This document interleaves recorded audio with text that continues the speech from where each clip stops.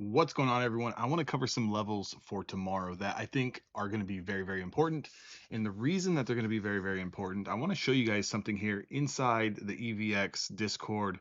We have the EVX Flow model.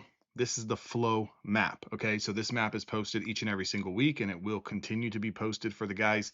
That way you can see exactly, what are some of those expected moves for the week, and then really use those momentum averages to kind of take those scalps intraday. So let me kind of explain to you exactly what's been going on. To start the week, there was a major level, 29,941. Now this level has come into play two, if not three times. The rule was this to kind of start the week, and it's going to be this to kind of end the week. Below 29,941, we are not looking to go short. Okay.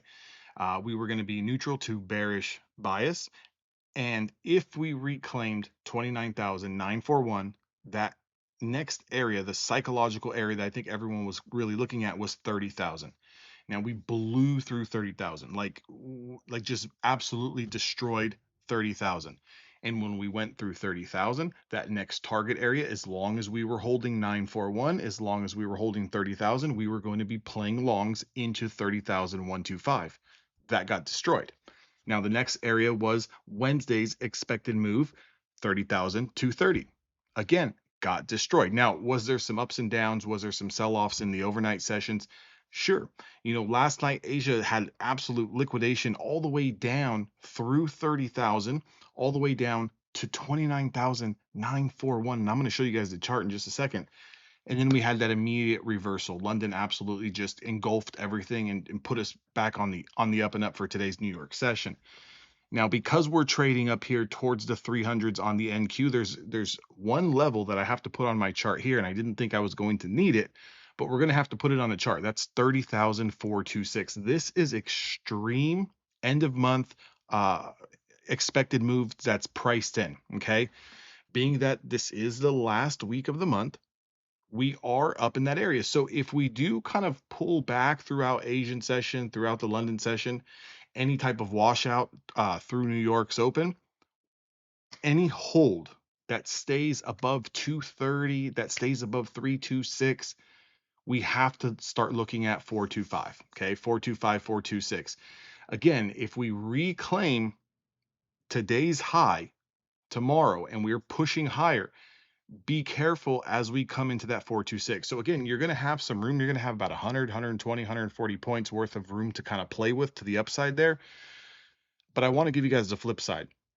If, for example, this market through Asian session, through London session, and the New York pre-market, if we are trading up towards 420, up towards 400, the New York opens, we blow that out of the water. Be careful, because there's going to be an immediate trap. Okay. Now, it's not guaranteed, but it is going to be extremely stretched, and you can see a little bit of profit taking towards the end of the month. A lot of people closing out their books for the month, getting ready for the month of June. So just kind of keep that in mind. And again, this chart is posted each and every single week. So if you guys want access to it, that way you guys can follow it and look at these levels and put them on your chart and kind of get the updates as we're going along. You guys can join the Discord. That link is down in the description box below. So let's look at the chart right now. 30,250. We are pulling back right now. It is currently 5:30 p.m. Pacific Standard Time. Today is May the 28th. So again, you can see here in the after hours, we put in this spike, we put in a high of 30,364. If you look at that flow map, right, where's that flow map? If you look at that flow map, 364, we kind of overshot Thursday's expected move. Now, this is what's really important.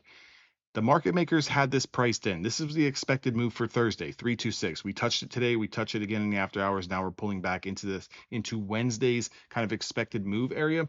So again, as we pull back, what we want to see, does this area hold? Does 230 hold? And do we get that consolidation to kind of bounce? If 230 doesn't hold, hang tight on the longs, because the longs are better to be bought on the pullbacks than the breakouts. Okay, especially when we're trading at all-time highs. Again, if you guys learn anything, if you guys can take anything away from any of my videos, any of my education, when you're trading at all-time highs, when you're in just a rabid bull market, You are not buying high of day, high of day, high of day. You are waiting for the high of days to get blown out. You're waiting for these expected moves to get blown out.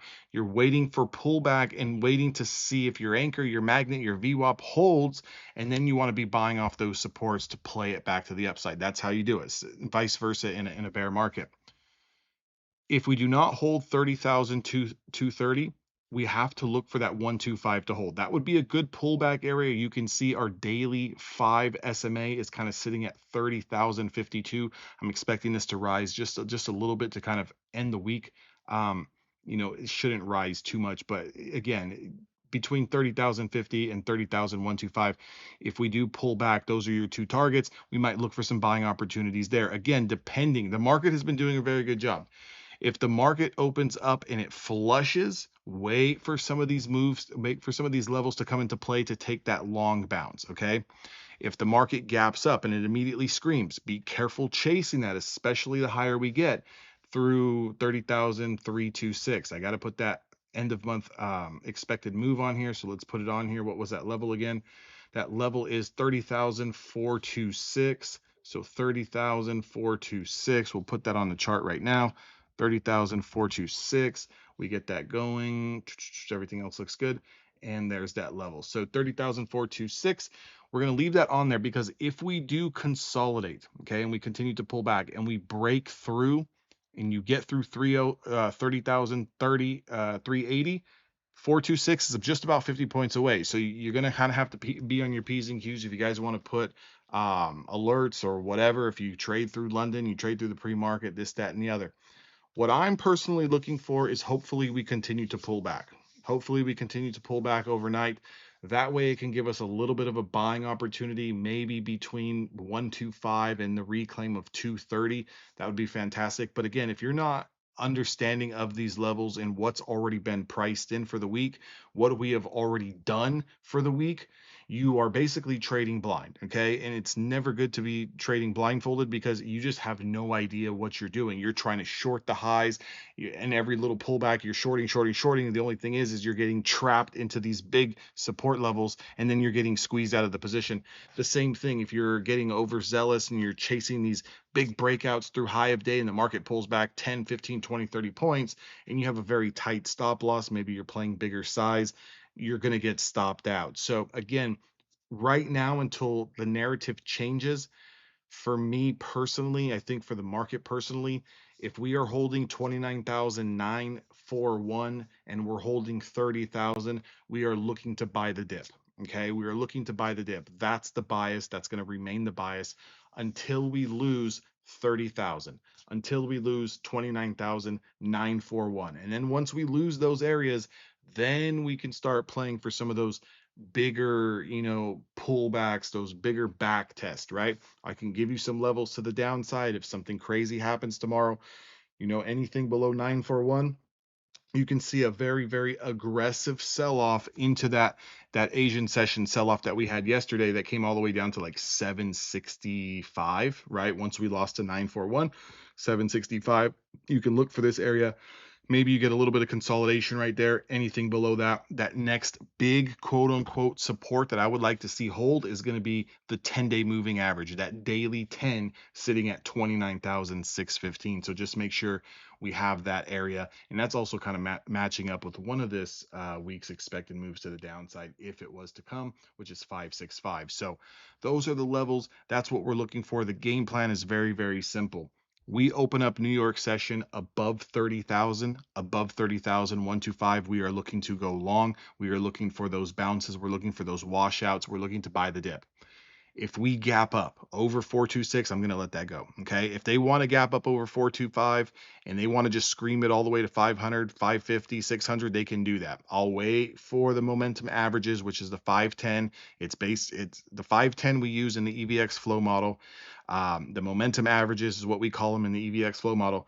I will wait for them to catch up and then wait for that narrative change to shift, and then we can short through those highs on the way back. But again, I have no interest in longs if we are trading around 400, 420 tomorrow, around 430, especially if we gap over.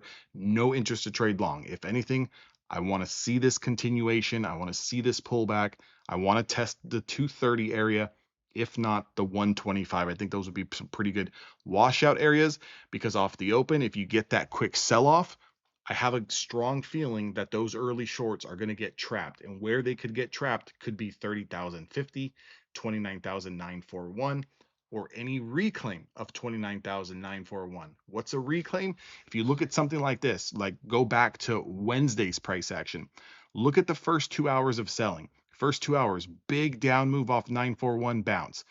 Big sweep through 941, bounce. As soon as we closed back over 941, yeah, we had a second attempt here to try to get below those lows. But once we really started to close above the 941 and especially 30,000, we pushed into the close all the way up to a price of 134. Okay, so keep that in mind. Again, Apex 90% off, hell of a deal they got going on right now. 5 packs are like $95. They've also got no activation fees. I believe they're $79. They've also got what else? From anywhere between 19 and 24, 19 and $30 for a 50K account. You can pick your fancy, whether you like the intraday trailing drawdown, you like the end of day drawdown, you like the no activation fees, you don't care about the activation fees, so forth and so forth. The 5 packs. Again, even if you're new to trading, you can get a little cheaper deal if you go with the 25K accounts. I'm not completely against the 25K accounts, and the only reason why is because I think the 25K accounts really will force you to practice good risk management. It is really going to limit the amount of contracts and the amount of size that you can trade. You know, now that I think about it, I think I want to start pushing people to get funded and get paid out with that stricter discipline on those 25K accounts. Yes, they're harder to trade because you don't have as much drawdown. I get it. But I only understand it if you're trading size that you shouldn't be trading.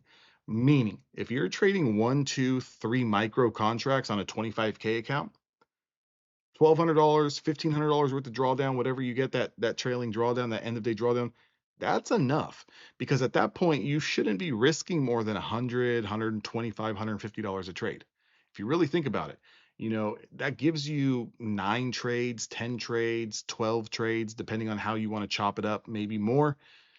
And I don't think anyone on the face of the earth operates at a 0% win rate, right? Even if your strategy is hitting at 55, 60% of the time, you should be net positive as long as your losses are not triple the size as your winning days. If your winning days are $200, $300 on a 25K account trading 2 or 3 micros, and you keep your loss limit between 100 and 150, and you're operating at over 50% win rate, again, I mean, that's winning, you know, 5, 6 trades. Maybe some days you have a really good day, you win 7 trades out of 10, right? So think about it.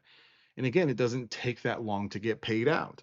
So it's going to definitely help you when you want to trade those bigger size accounts. Again, hopefully you guys enjoy the video. Make sure to hit the thumbs up button and make sure you guys are having your eyes on these levels. Just again, you gap up and you're over 400 tomorrow, that 30,400, leave those longs alone. I have a strong feeling they get trapped. If we gap down, be careful with the shorts. Yes, it can wash out like it did this morning, right? Where you get that aggressive wash, like it did yesterday, where you get that aggressive wash. I mean, we had literally a 300-point retracement yesterday. It can really get dicey, but just let it go, because once you come into these supports, look at the first initial stand. Again, I hate to keep bringing it up, but look at the first initial stand. Once we swept on the first hour candle, we swept 941 and it bounced from 941 all the way back up to 30,059. 100-point bounce. I mean, and this, it happens very quickly. You can take part of those bounces because you're sitting back casually and you're waiting for these levels to get touched. You're waiting for these levels to get confirmed. Hopefully you guys enjoy the video. I'll catch you guys on the next one.